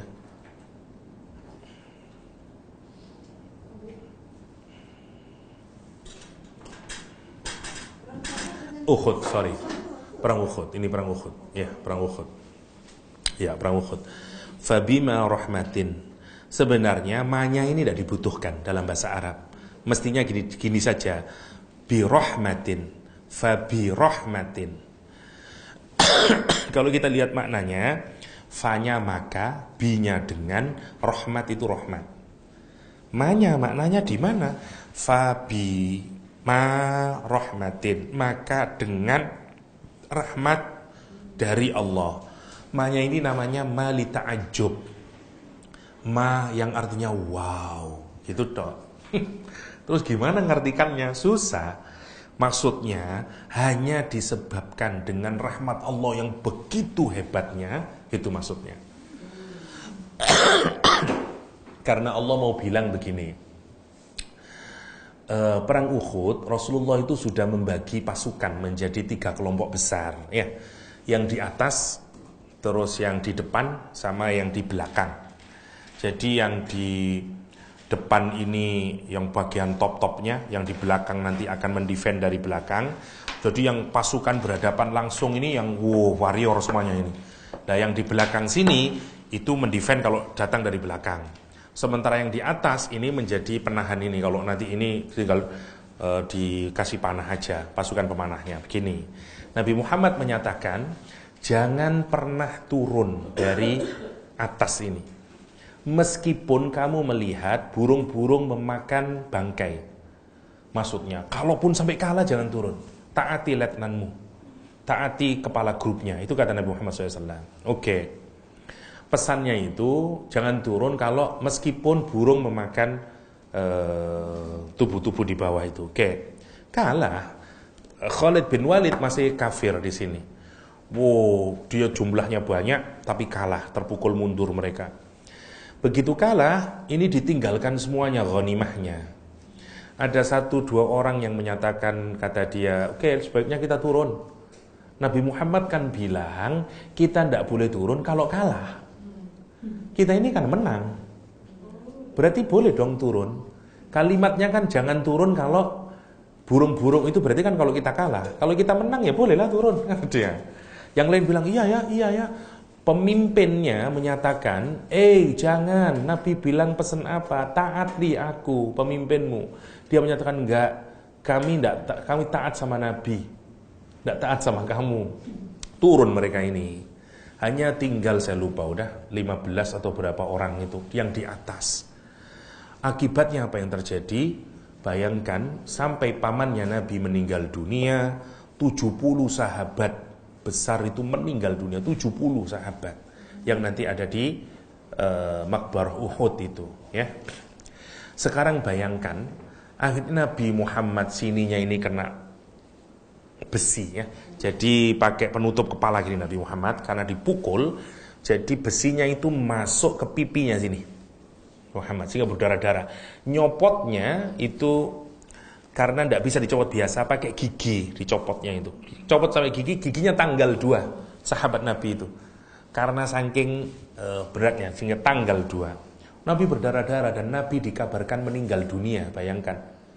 Karena tapi Allah melindungi mereka. Singkat cerita kemudian setelah selesai pulanglah ini sekarang. Oke. Kira-kira bagaimana kalau kita ini jenderal, pemimpin perang, terus menghadapi orang-orang yang turun tadi itu. Pulang ini ke Madinah ini. Orang ini terus menghadap Nabi. Karena kalau habis perang mereka harus tanggung jawab. Ngapain dan segala macam. Mereka ini menghadap ke Nabi Muhammad SAW. Kira-kira kalau kita pemimpinnya diapain ini? Waduh, paling sedikitnya kita marahin dia, ya dah. Karena dia tidak taat terhadap aturan Nabi dan segala macamnya. Ayat ini turun. Fabima rahmatin minallah, hanya karena berkat rahmat kasih sayang Allah yang begitu besar kepada Muhammad, sehingga engkau bisa berbuat lembut kepada mereka. Linta, kemarin masih ingat yang kemarin layin, lah itu linta lahum, sampai hatimu lemas kepada mereka. Mestinya kan kamu enggak, Nabi Muhammad tidak dimarahin. Pertanyaan saya, kenapa kok tidak dimarahin? Karena dalam suasana kayak begitu, kalau sahabat dimarahin, insya Allah sahabat tambah, bukan hanya lari dari Nabi, mungkin dia akan berpaling dari Islam. Ini masih rapuh awal di Madinah. Perang kedua dijalani oleh Rasulullah SAW, yaitu perang Uhud. Ya, Allah memberi kepada Nabi Muhammad SAW kekuatan batin untuk bisa berbuat lembut kepada mereka. Itu yang dilukiskan Al-Quran dengan lintalahum. Lintalahum. Lint itu sebenarnya dari kurma yang kalau kita makan gampang sekali hancurnya. Yang jelas bukan kurma ajwa, ya kurma ajwa agak keras, kurma apalah. Wallahu a'lam. Tapi ini jenis kurma yang mudah, itu awalnya dari kata lint itu sebenarnya. Lintalahum. Kata Allah SWT, walau kunta faddan, kalau sekiranya kamu itu keras faddon itu keras dalam omongan, ya. Ghalid itu keras hati, tidak bisa memaafkan dan segala macamnya, itu ghalid. Jadi hati yang susah untuk memaafkan, hati yang keras. Nah itu cek rechecknya buat kita adalah kalau kita ada orang yang salah, susah untuk memaafkan, sakit hati kita itu. Tapi itu berat, ya, terutama buat emak-emak kalau di Indonesia. Buat ibu-ibu itu susah memaafkan. Masih ingat aja kesalahannya kamu, ya. Itu berat, itu ciri hati yang sakit. Susah untuk memaafkan, keras. Jadi kalau kita simpulkan di sini, berarti dia keras. Tapi beda dengan Qasi, ya. Ghalid itu keras karena susah memaafkan. Oke. Test case-nya kita lihat aja, kalau kita ini susah maafin pada orang lain, ya, atas kesalahan orang lain, maka berarti ada yang salah di dalam hati kita, ya. Mestinya kalau hati yang sehat itu kita mudah memaafkan orang lain. Ya, itu berat. Terutama buat saudara kita sendiri. Menarik manusia itu, ya. Kepada orang yang jauh mudah memaafkan. Nanti kepada saudara sendiri itu susah maafkan.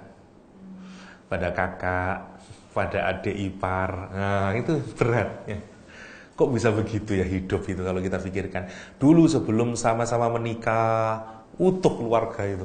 Setelah sudah menikah semuanya punya keluarga masing-masing, kalau ada kesalahan susah maafkan itu. Tapi tetangga kita buat salah mudah kita memaafkan, ya. Menarik. Dan itu dan memang godaan paling berat itu sesungguhnya yang kalau sudah makin dekat. Kalau ujian itu ada pada keluarga, itu ujian yang berat dibanding kalau ujian di jauh. Misalnya kita dimusuhi tetangga, itu masih lebih ringan daripada kita dimusuhin adik sendiri, kakak sendiri. Itu berat. Itu berat ya. Masya Allah ya. Bisa kayak demikian. Dan yang menarik gitu itu banyak melandasi apa? Justru orang yang paham agama. Kenapa? Karena setan senangnya menghancurkan yang kayak begitu. Pertanyaan saya, kenapa Yusuf dibenci oleh 10 saudaranya? Karena begitu.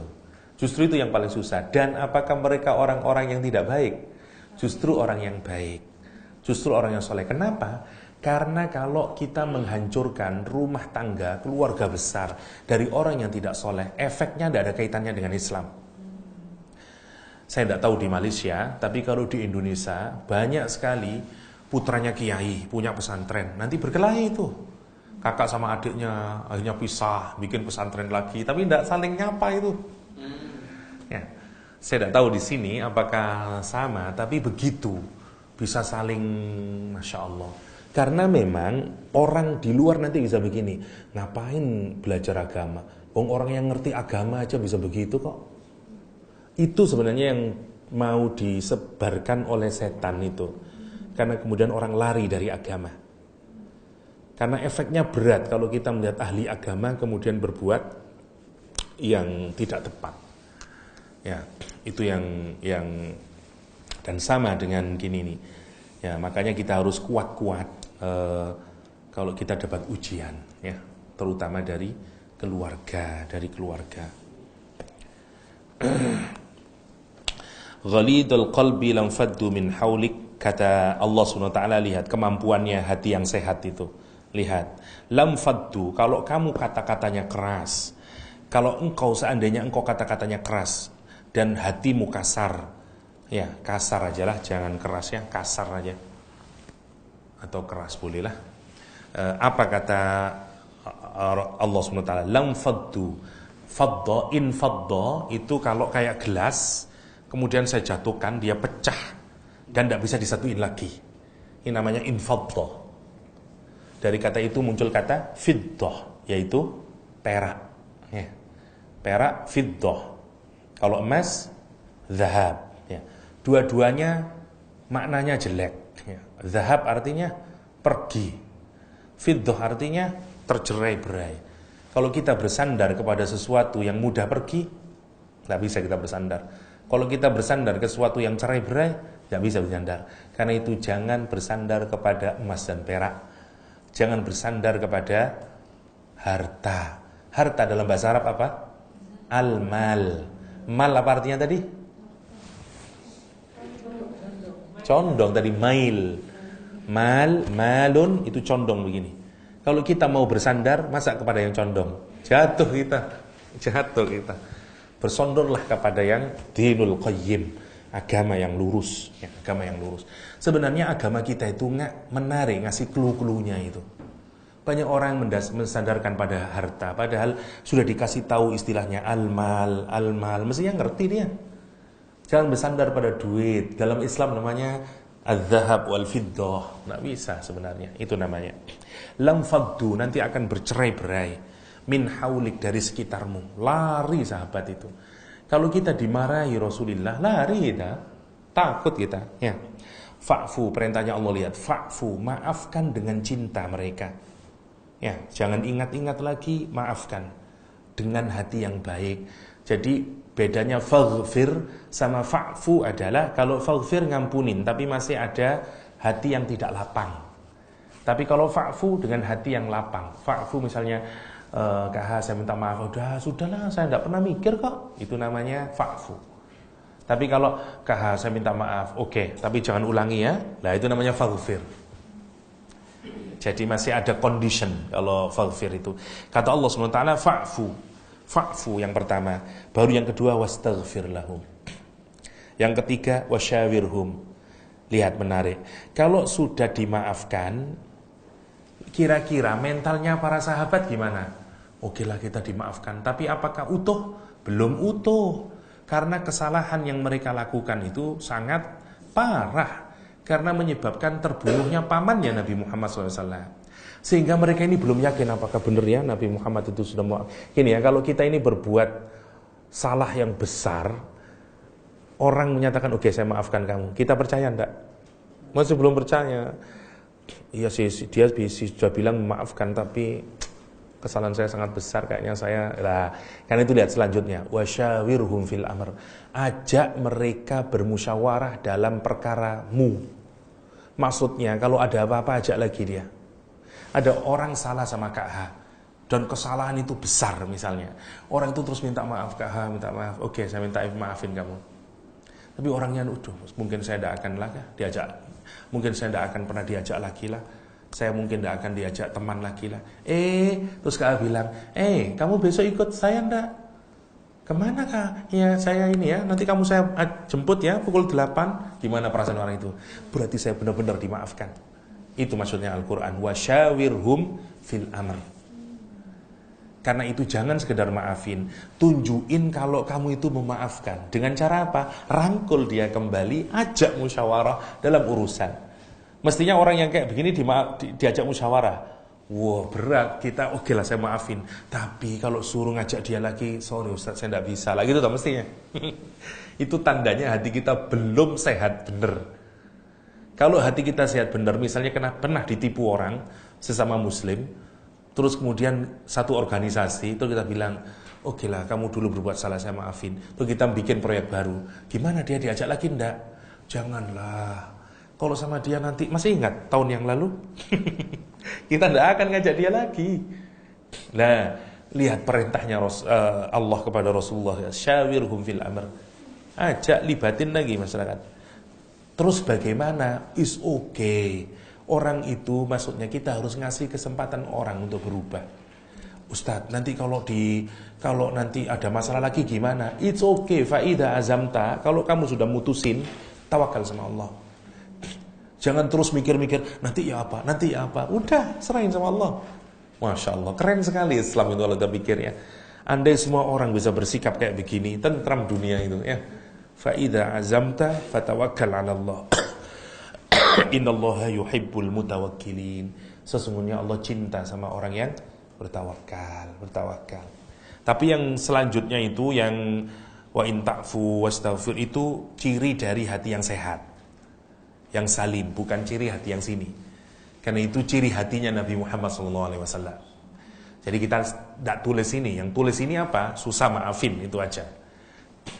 Tapi langkahnya apa untuk sampai pada tingkat hati yang benar-benar bersih, yang baik? Itu tadi, memaafkan, istighfar, mintain ampun sama Allah. Itu kan berat sudah. Zahirnya memaafkan, saya maafin kamu.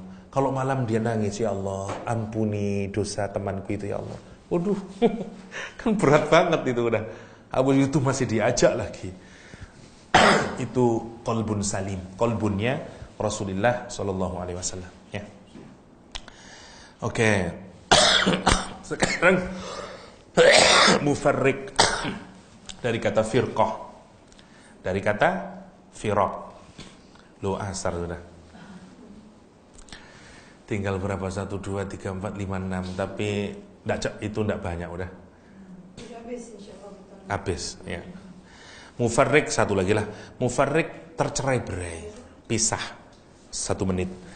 Tercerai-berai, mufarriq ya.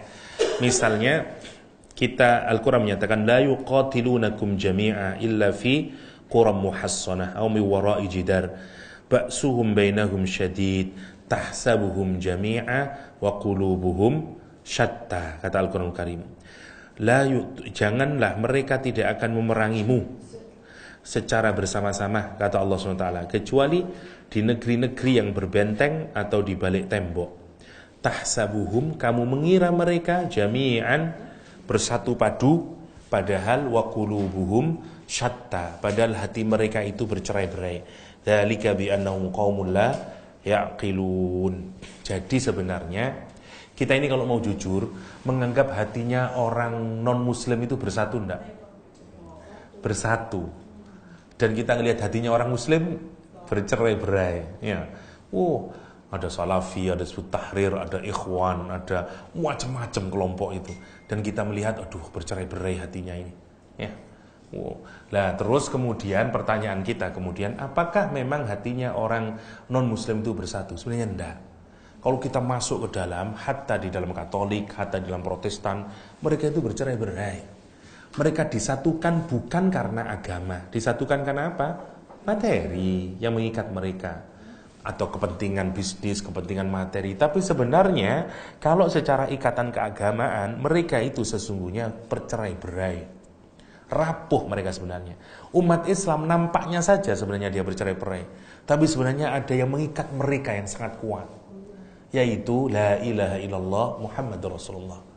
Karena itu kadang-kadang kita jangan terlalu khawatir meskipun terjadi perbedaan. Kalau di Indonesia ada NU, ada Muhammadiyah, ada Wasiliyah, ada Jamaah Tabligh, ada Ikhwan, ada Hizbut Tahrir, ada Salafi. Salafi dibagi dua, ada Salafi Sururi, ada Salafi Yaman, macam-macam di Indonesia itu. Dan kita kalau mikir, ya Allah, terus ya apa ini? Kapan ini persatuan umat Islam ini? Kalau kita melihat dari yang luar, dari yang kecil-kecil, seakan-akan mereka bercerai-berai. Tapi kalau kita masuk ke dalam, sebenarnya enggak. Semuanya sama, la ilaha illallah Muhammad Rasulullah. Contohnya apa? 212 di Indonesia. Semuanya. Sekarang semuanya bisa bergandengan satu sama lain. Itu maksudnya. Jadi sebenarnya kalau kita melihat ke dalam, justru yang bercerai-berai itu non-Muslim sebenarnya. Meskipun kelihatannya mereka bersatu. Kelihatannya saja. Sebenarnya mereka bercerai-berai. Nah, karena itu kita ini sesama umat Islam janganlah terlalu mikir yang kecil-kecil. Kalau sudah terjadi permusuhan, ingat, kita ini hatinya sama, la ilaha illallah Muhammadur Rasulullah. Itu poinnya, itu poinnya. Lah, cirinya hati yang sakit, senangnya itu tidak bersatu. Senangnya mencari perselisihan, senangnya mencari perbedaan dan membesar-besarkan perbedaan. Itu cirinya yang disebut dengan mufarrik. Hatinya orang yang sakit. Hatinya orang yang sakit. Itu namanya qalbun mufarrik atau qalbun syatta. Ya, hati yang tercerai-berai. Ya. Itu tinggal 4 lagi, insyaallah kita selesaikan nanti, tidak banyak itu.